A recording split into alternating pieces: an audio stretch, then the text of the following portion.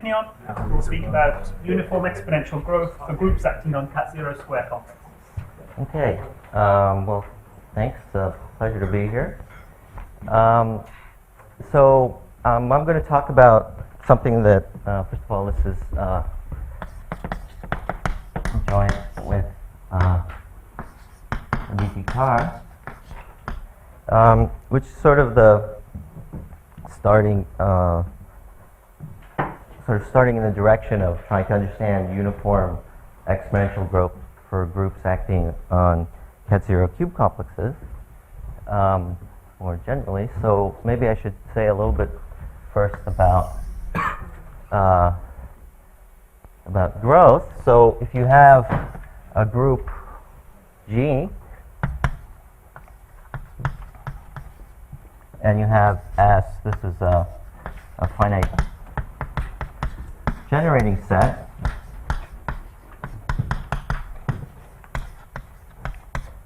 For it, then you can try to understand sort of the growth of balls. So people look at, I don't know how you write this, the ball of radius n with respect to S. So this is the ball in the Cayley graph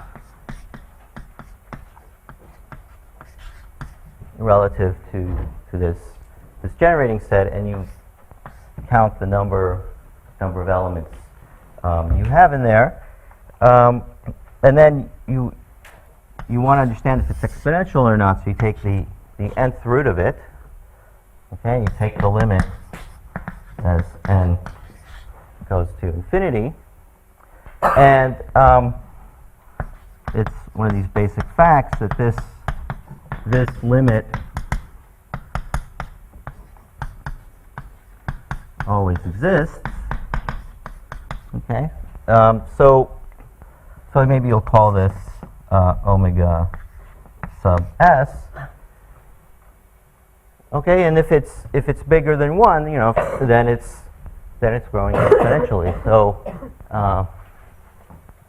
we'll say that G has exponential growth if omega s is bigger than 1, and it turns out that it's easy to convince yourself that this is independent. The fact that it's bigger than 1 is independent of s. Okay, so but then you can talk about the infimum. So the infimum over all possible generating sets S of omega s. Okay, and we'll say that G has uniform exponential growth if omega is bigger than 1. And I guess one of the questions that you can ask is which groups have uniform exponential growth. There's a question also whether exponential growth implies uniform exponential growth. I think this was a question of Gromov. Does exponential growth imply uniform exponential growth? And I think by now there are counterexamples to this with finitely generated groups. Never get to spell this name right. Nekrashevich, is that right? From over finite generated. What? Yeah, finite generated. We're always taking finite generating sets. So the answer is no. I think this is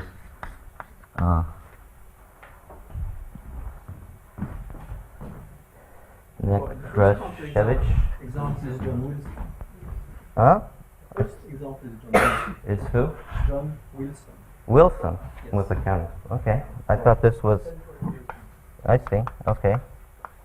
Well, that's good. I thought this was. I think in this paper that was supposed to be the first one. Okay. But nonetheless, okay, you may wonder which groups have uniform exponential growth. And there are various results about this. I'm not going to give a whole survey about that.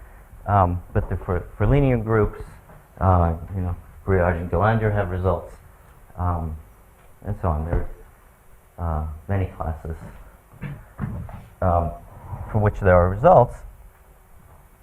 So the question is, what about groups acting on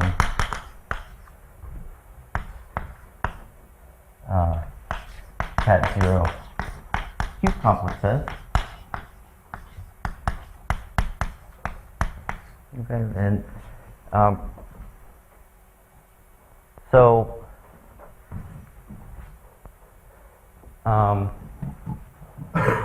that's what I want to talk about a little bit today is a result about cat 0 square complexes.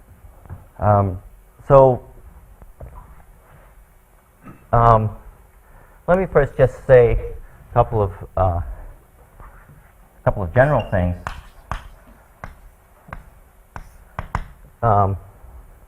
So if S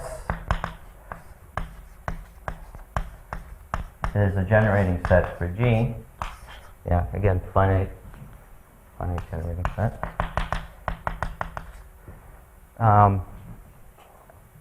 And there exist words G and H of length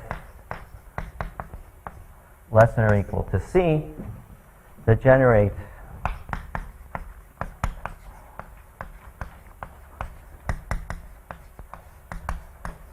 a free semigroup. Okay, so here I mean freely generate a free semigroup. So then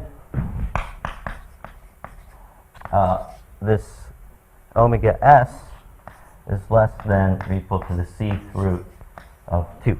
Okay, so you should convince yourself of this. This is, I don't know who to attribute this lemma to. Greater than or equal to? What? Greater than or equal to? Greater than or equal. Yes. Yes. That would be good too. Now I could attribute it to somebody. So if anybody knows, I'm not really an expert in any of this stuff. I've seen it in sort of several places. It's one. Maybe it's a folk thing. Anyway, you can convince yourself it's pretty easy. The point is that you sort of count words, and it's growing. The number of words in the free semigroup is growing like 2 to the n, but there's this C because they were length are equal to C. So that's typically the way that, at least in the things that I've seen, people prove exponential growth is by finding free semigroups inside. And then there's this semigroup ping pong.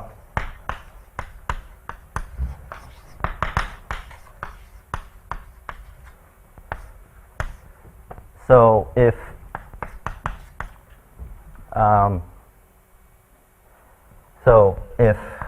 G now just acts on just a set, and U and V are disjoint non-empty subsets of X, such that G, so we've got two elements here, G and H.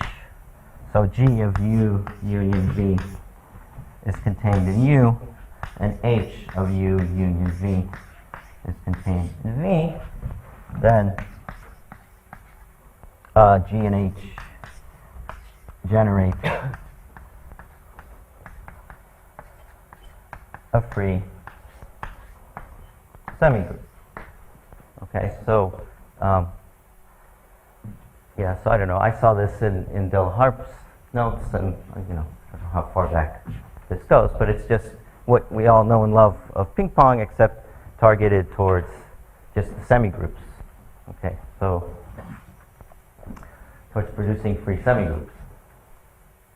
Okay, so so here's an exercise.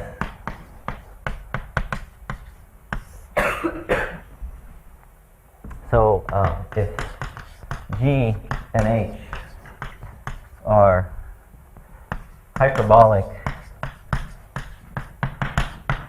isometries of a tree, then either G and H, possibly taking inverses, generate a free semigroup, or G and H stabilize a common line.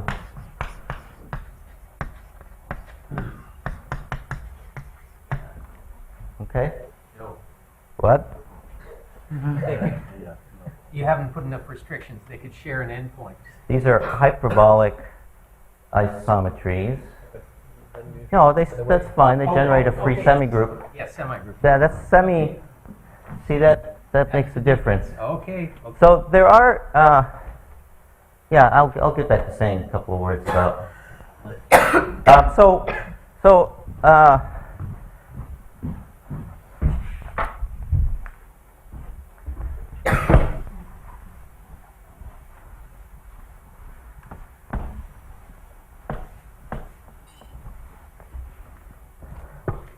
So if you think about I'm not going to do this whole exercise, but if you just think about the case where they maybe share part of a line together. Okay, so you look at sort of the place where they bifurcate. Okay, so there's an edge where the two lines, let's say it looked like this. Right, and so then you'd look at, after changing maybe the orientation of G and H, well, you can, here's something to look at. You'd look at everything that's over here and everything that's over here. So maybe call this U and this V. Okay, and you convince yourself that, right, if you think about it, up to changing, replacing G by its inverse or H by its inverse, then this condition is satisfied. Okay, so you know, this guy goes here under G, so it'll take the union of those two inside of here, and the same with the union of U and V will get carried into U by G. One of these should probably be called H. Okay. Okay. So okay. So that's something to keep in mind. Okay. So this kind of a picture. Okay. This kind of a picture is something to keep in mind because that's what we're going to try to do when we're thinking about cat-zero square complexes. Okay. So. Oh, you have a room over here.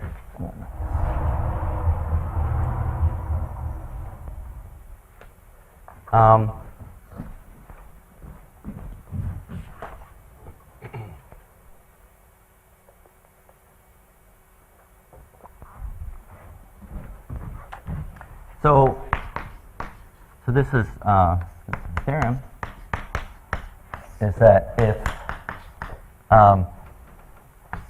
A1 up to AN are hyperbolic isometries,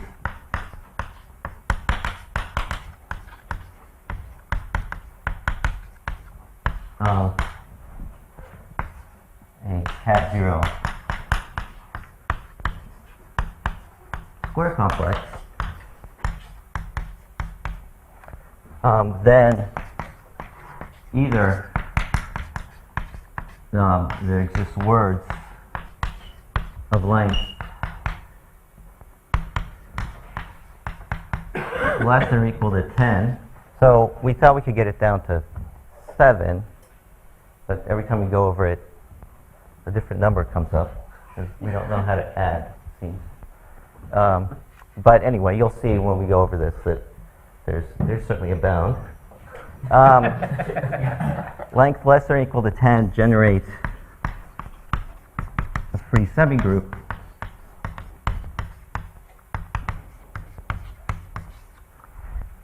or A1 up to AN stabilize a common flat. So this flat could either be, in the case of dimension 2, it's either a line or a two-dimensional flat. Right, so this could be a 1 flat. So it could just be like in that case where it's just a line. So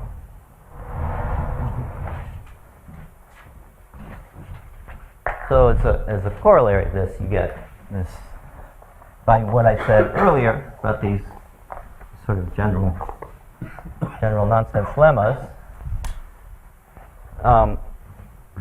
here. So if G acts freely on cat 0 square complex, again, it's a finitely generated group always.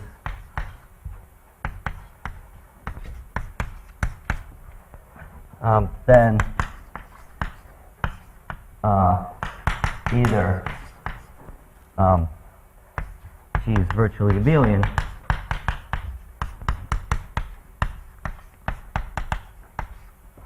or omega of G is bigger than or equal to the 10th root of 2. So so this is kind of something that has come up sort of before. So it's what people call uniform exponential growth. It's not just for a given group, it's for, you might be considering all mapping class groups together or all linear groups of the same dimension. And so this is a kind of uniform growth. It just depends on the dimension. That's what, so sort of on your to-do list of things that still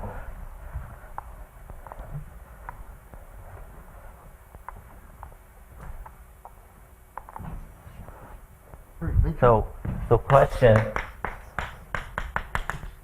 is, does this hold for every dimension? So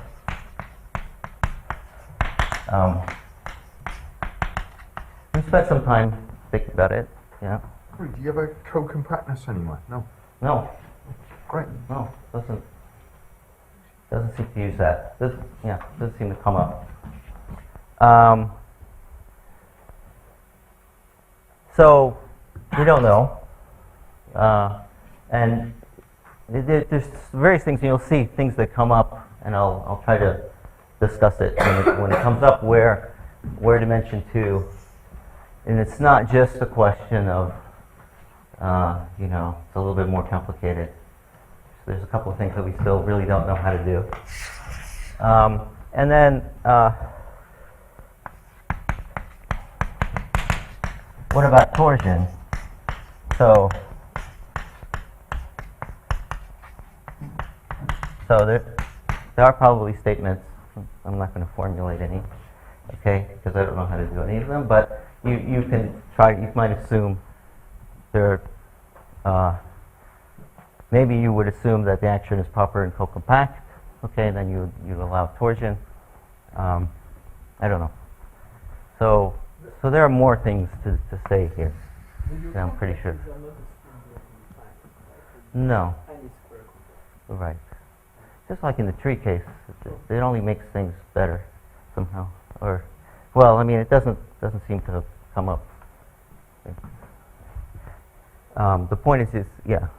I mean, on a moral level, I'll start going into the discussion a little bit, but it's kind of bifurcation. You're going to try to look for things where there's bifurcation, and it doesn't seem to come up at all. Okay. So,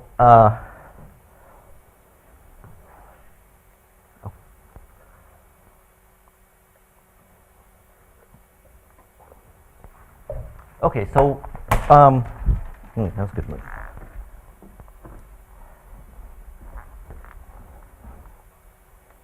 That's how you get these little pieces, right?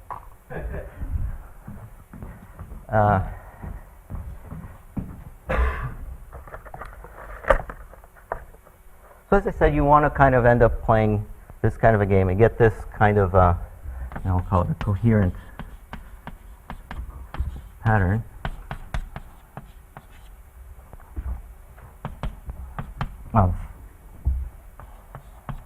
Of hyperplanes, if you were thinking about a cat zero cube complex generally.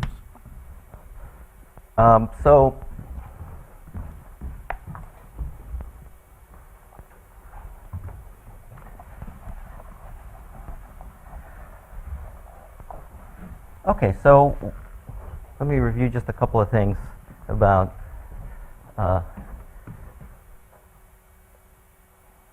hyperbolic elements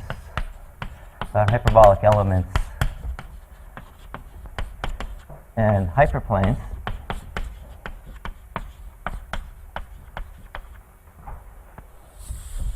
So there are different ways that hyperbolic element can interact with the hyperplane. So one is skewering. So this is a situation where you have a hyperbolic element, and you have a hyperplane which is skewered by this. So it means it crosses it in a single point, since these are convex. So I'll use this notation that those of you that have seen me talk before, I always like to do this. I don't know why, but so I put a little hat on things when it's a hyperplane, and without a hat when it's a half space, and a little star when it's complementary.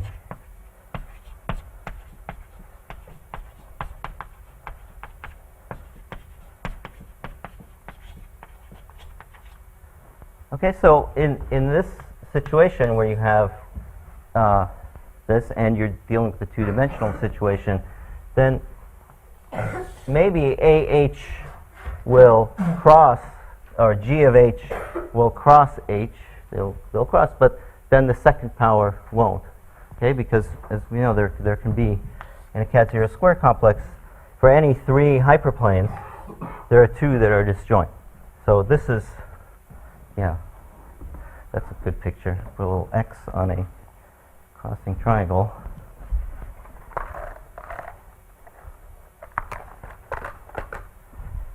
Right, so this isn't allowed. Okay, so you can't have three hyperplanes that all intersect one another. So for every three, two are disjoint. So what you'll have here is you'll have G squared of H will be disjoint from H, and the half space GH is contained in H. Okay, so we'll be interested in situations like this because that's going to give us this kind of a pattern, right? Getting back to over here, that where you're going to look for things like this that will give you candidates for playing your semi-group ping pong. Okay, so that's one situation.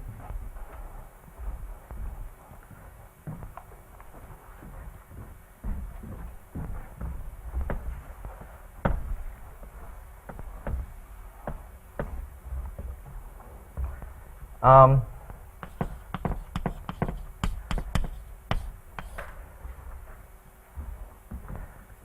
so one situation is skewer ring, and the other is paralleling. Probably not a word, but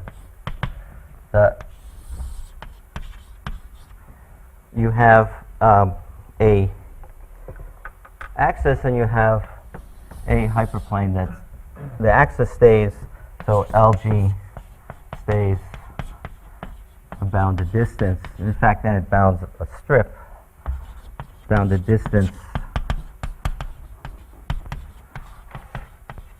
from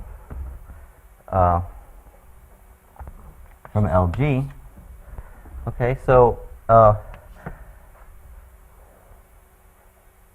yeah, so what will happen here is that here G of H, or even Gi of H, intersect H will equal to the empty set, or Gi of H equals H. So you could end up a situation where it's stabilizing H, but if it's moving it off of it, I don't know how to draw this exactly, but it's a two-dimensional picture. You sort of have a picture like this where you're imagining you have an axis for an element, you have a hyperplane, and it's moved off of itself. Okay? And it will then be disjoint from this guy, okay, because they both cross the hyperplanes that are skewered by LG. So anything that's skewered by LG, okay, this hyperplane that's parallel will cross it, and so will this other hyperplane that's Gi of H, so they can't cross. So either they're the same, okay, or they cross. So that sometimes will be a useful thing.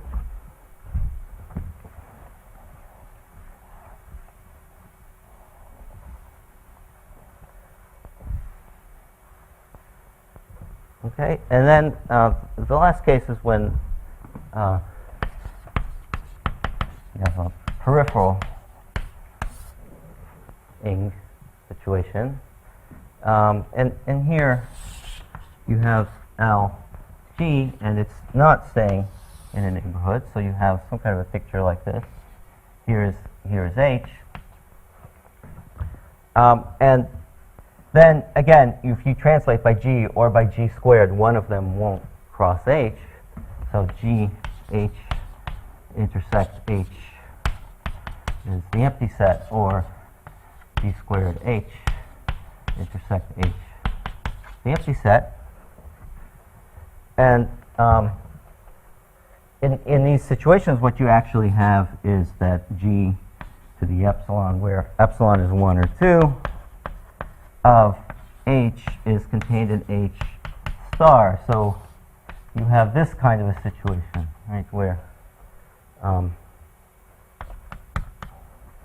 okay, the translate of H is actually contained in H star, okay, or the other way around. I don't know. In this picture, I guess I'm really saying this.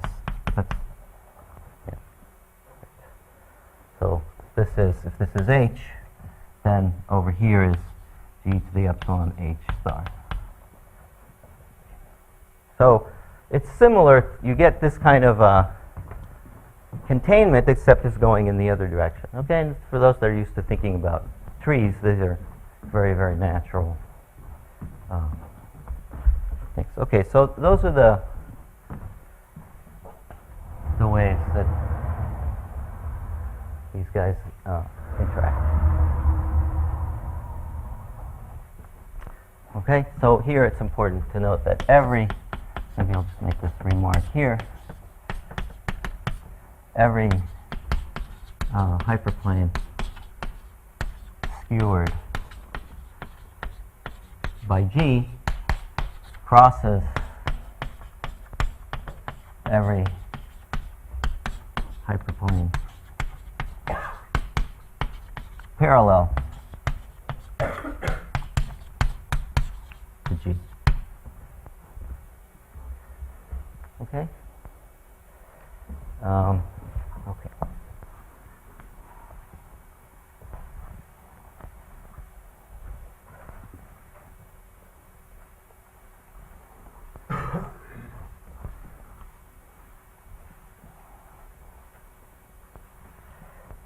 Okay, so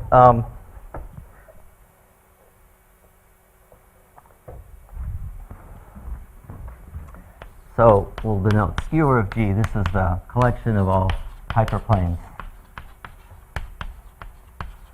skewered by G.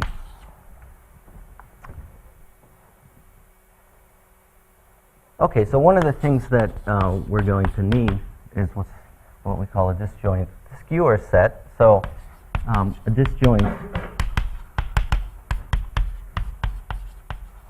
skewer set D for G is a collection of or a subset of skewer of G, which is disjoint. So all the hyperplanes are disjoint, and D is invariant under G squared. So we said that you can, if you take a hyperplane, you hit it by G squared, then it's going to be disjoint. Okay, so you can. So have you, up to now, you used the assumption on the dimension, or? No, up till now, no. Up till now, so yeah, this hasn't come up. Except for this number 2 that comes up every so often. So here it would be n. So all of this stuff you can do in any dimension. But I'm just sticking to 2 because it, epsilon is 1 or 2. And we're going to want to count things later, so I'm just switched to 2. But yeah, some of this stuff certainly can. Certainly this,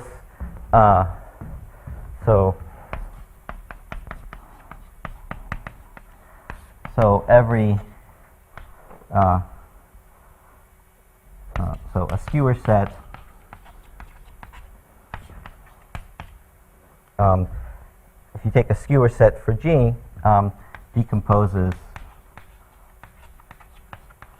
into a finite union of disjoint skewer sets.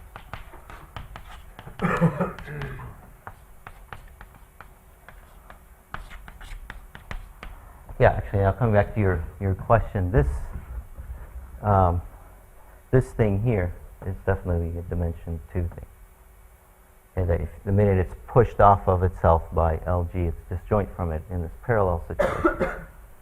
That's a 2-dimensional thing. And again, that's maybe not critical in trying to push this scheme forward. Okay. So you can think about, a good thing to think about is a diagonal glide reflection in the plane, and try to think about how many disjoint skewer sets you're going to need.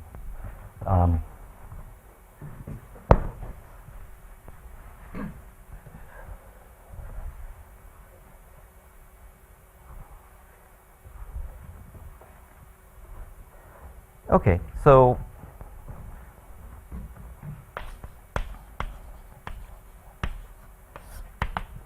here's a lemma. So this is kind of like an all or nothing.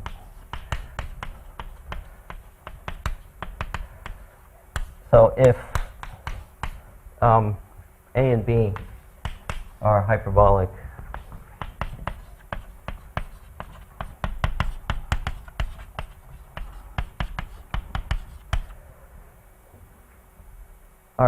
isometries, and D is a disjoint skewer set for B, and no words of length here, no, I think here it's 6, less than or equal to 6, generate a free semigroup, then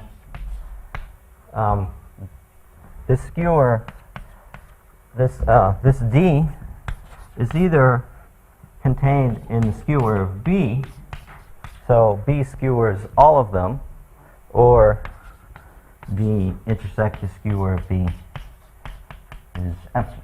So either you skewer all of them, or you don't skewer any of them. So that's the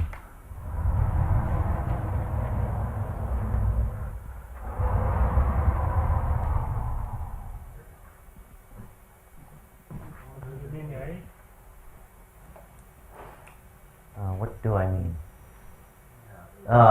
No. So it's a disjoint skewer set. Oh, yes.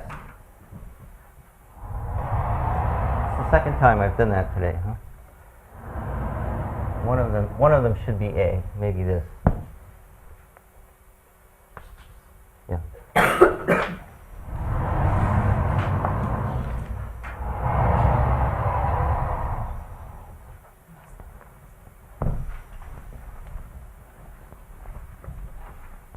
So this is, let's try to think about this one because it's instructive. So here you have this disjoint skewer set, and this is the axis of A. Okay, and you've got the B is skewering some and not others, so but after renaming, you'll just assume that it looks like this. So this is the axis for B. Okay. So axis for B crosses H, but not A squared H. So it's this kind of situation. Well, you'll know that B squared of H is contained in H. Okay, so you'll be in that situation. Okay, actually, I'm a little bit lying. Maybe it's plus or minus, but let me just write it B squared. I have to change, replacing B by B inverse. And then, well, for epsilon equal to 1 or 2, B squared to the epsilon of A squared H,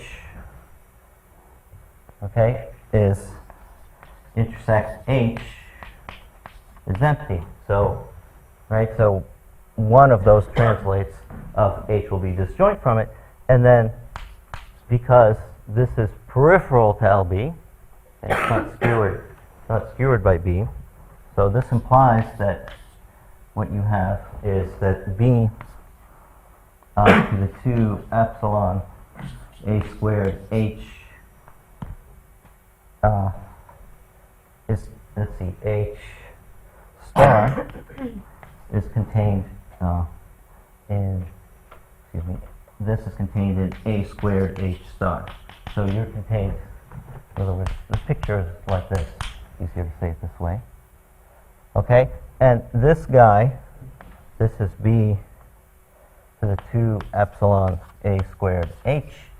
Okay, it's also contained in here. Okay, so you have this pattern that I talked about earlier of this is U and this is V, and these are the two words. You're going to have A squared and this, and I think this is less than or equal to 6. So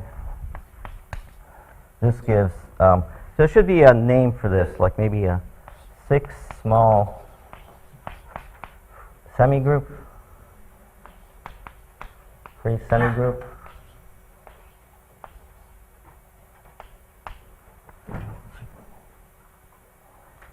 Okay, so that's a typical kind of argument you're going to try to make. You're going to try to find these triples.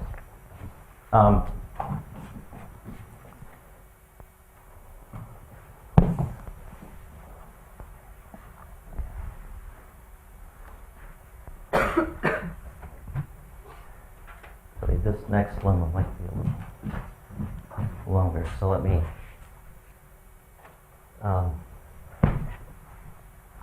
write it here.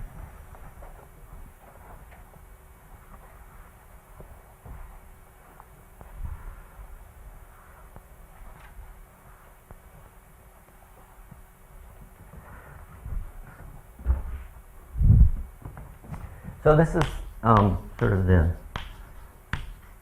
main sort of technical lemma. Is so if A and B are hyperbolic isometries,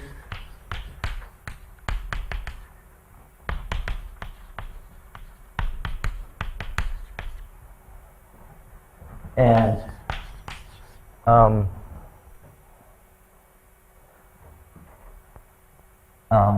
what I want to say, B, the disjoint skewer set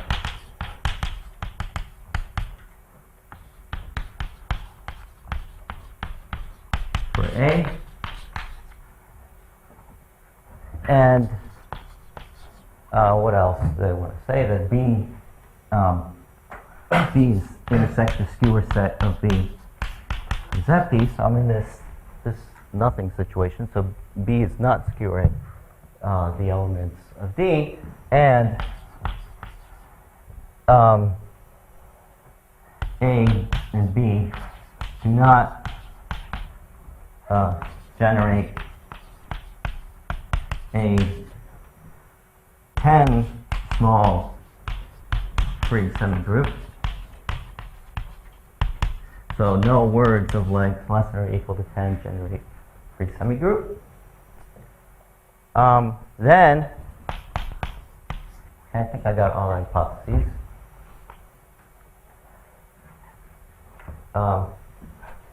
Technically a comma. Then,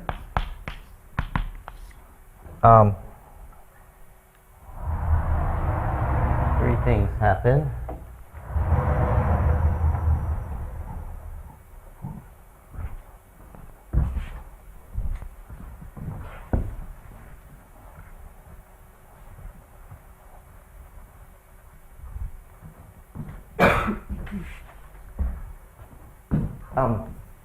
One is that LB, or B is parallel to every hyperplane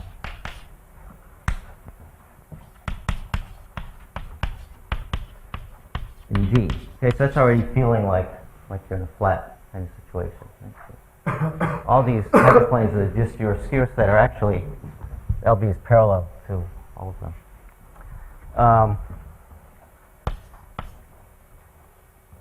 Two is that B of D is contained in the skewer of A, so it doesn't move D off of the skewer of A. It can move it to a different disjoint skewer set in the skewer of A, but it keeps it inside of the skewer of A.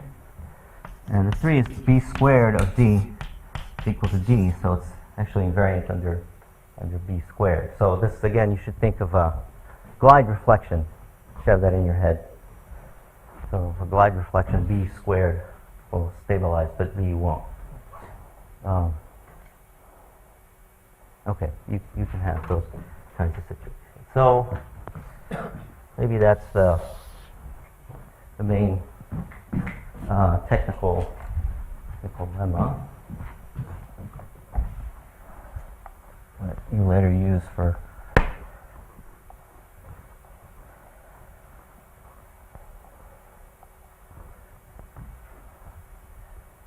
so just to kind of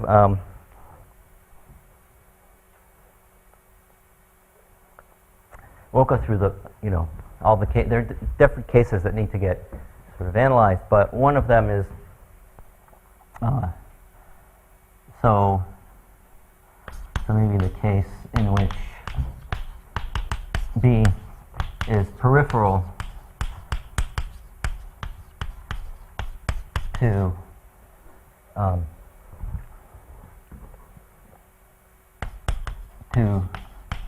hyperplanes. And I'll say exactly what I mean. In D, so if you have H and you have A squared H, this is part of your disjoint skewer set for A. And there's an axis for B, and it's between two of these guys. Okay, so it doesn't skewer it. So here's B, and there are different things that can happen in terms of whether it's parallel to H or A squared H, or if it's peripheral to H and A squared H. So let's discuss this situation. Okay, so that's one of these cases. Okay, so LB again is peripheral to both H and A squared H, and LB is contained inside of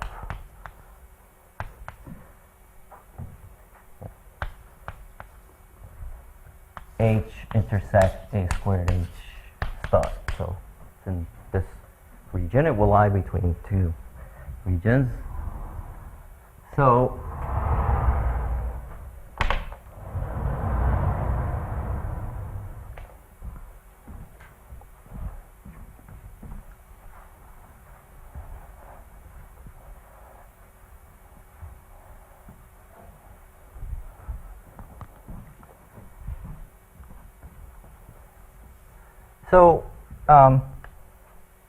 let's see, where should I just draw the picture again. Maybe I'll draw it where it's still here. So the point is now that you can find C and D, so this, just write it this way, so C of H and D of H, where C and D, so there exists C and D in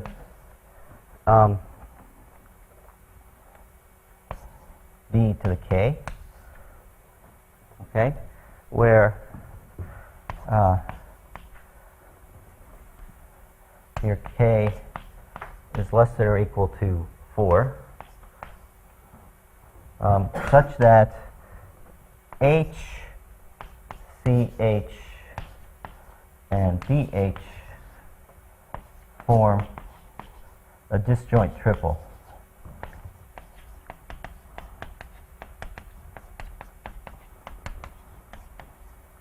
Okay, and that's basically the Ramsey number, whatever it is, R33. I think that's 6, right? So there are these, if you look at all the powers, you look at H, BH, B squared H, B cubed H, up to B to the 5th of H. Okay, then there will be 3 there that are disjoint, and you can translate it.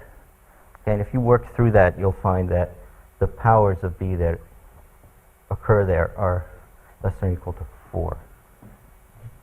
Okay, you can translate it so that one of them is H, and the other 2 are powers that are less than or equal to 4. So you get this kind of a picture, so that requires a little bit of thought, but not too much. And then what you do is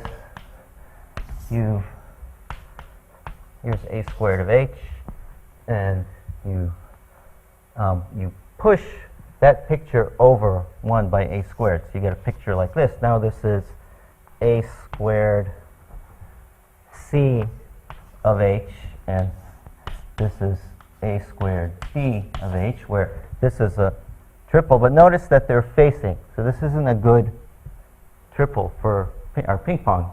Otherwise we'd be done. We'd have these nice words. But now you hit this with B. That way it's LB. So here you've got B to the epsilon A squared of H, excuse me, it's pointing this way. So let's update here. Okay, and now you've got your, so the words, you know, what is it that carries this to here? Right? That's going to be your little, I guess this, that's your ping pong in this situation. Okay, so it's b to the epsilon a squared a to the minus 2c. And this is of length 4. So I think this is length less than or equal to 10. Okay, so that's the typical kind of argument. There are various other cases that need to get analyzed, and I won't go through that. But so maybe I should remark here just one thing, that because this sort of relates to being dimension 2. There's a case in which LB is parallel to one guy and peripheral to another that needs to get analyzed. And in that case, things become very easy because either B is stabilizing this hyperplane, or B squared is stabilizing the hyperplane, or once it moves off itself at all, it's disjoint. So you can't have a situation where they intersect. Well, in dimension 3 already, this falls apart, and you have to start analyzing a situation where perhaps B, you can sort of imagine a three-dimensional situation where it moves this hyperplane to cross everything in D. So there's all these kinds of things that that change the situation a lot when you're dealing with higher dimensions. Okay, so that's about this this lemma. The next, the last thing is putting this lemma, the two lemmas we just talked about, to prove the theorem. And in order to do that, you have to talk about the parallel complex of a hyperbolic isometry. So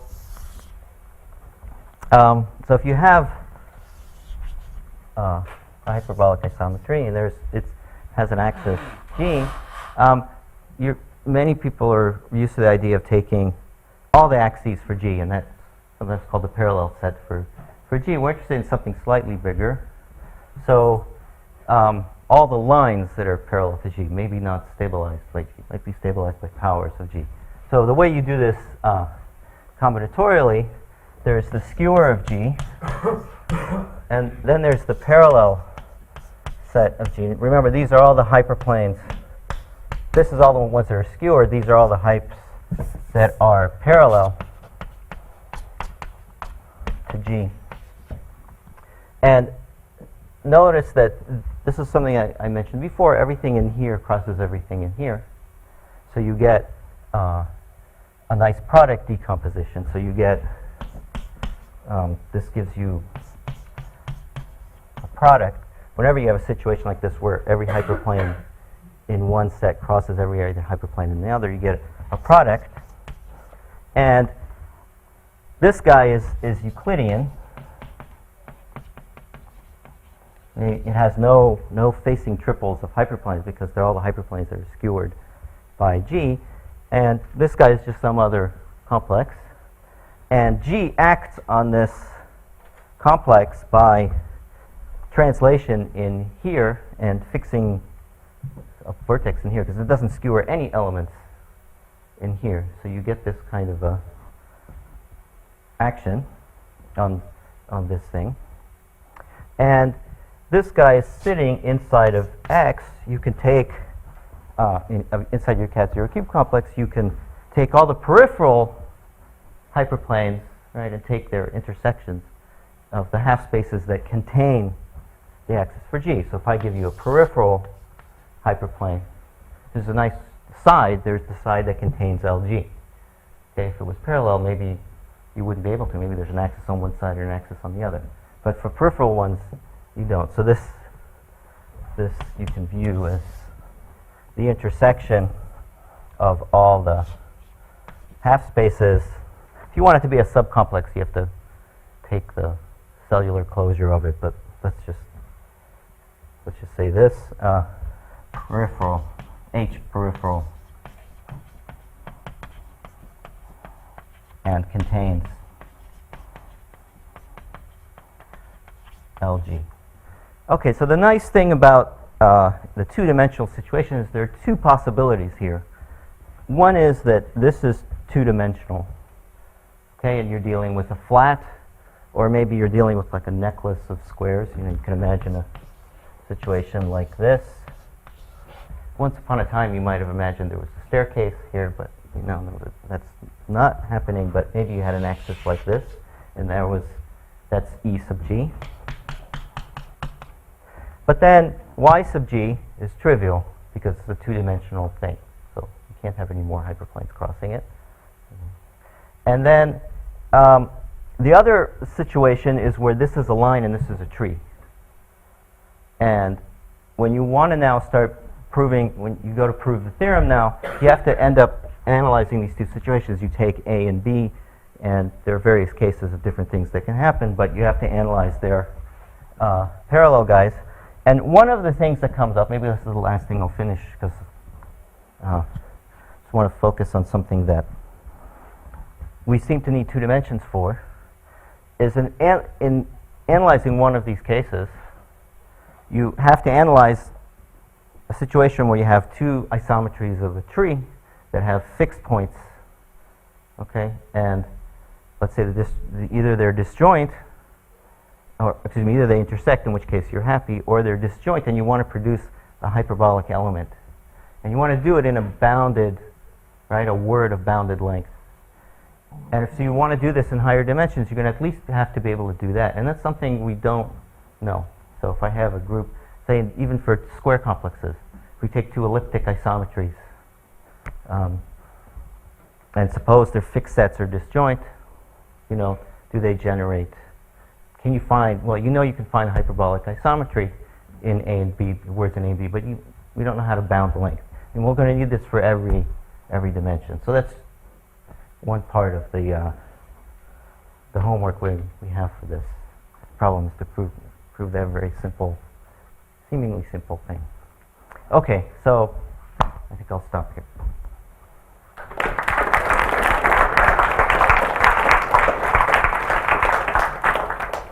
Thank you very much. Just a quick reminder that straight after this we have the photo, but now, any questions? Don't all rush at once. Not really on the topic of what you were just talking about. Could you, can you remember what's known about uniform growth and hyperbolic groups? Is it I think it's known, It's known. right? I think that's old, like somewhere in the 90s. Who knows? Who? Kubi. Kubi. Spell it for me. So This? U after O. I instead of I instead of. It's a bounded word. Apparently many possibilities. So, okay. So that's for hyperbolic groups. You can ask people, experts in this. There's a whole world there. I didn't explain anything You about can what's tell me known. who the experts are, and then I can ask them.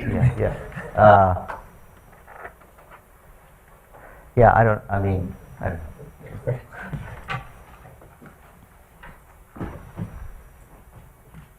Any more questions? Yeah. No? Yes? No? Maybe? Well, could you repeat the thing you said about the two elliptics? Higher dimensions, you want to So suppose I told you that there are two elliptic elements, okay, A and B, and their fixed point sets are disjoint.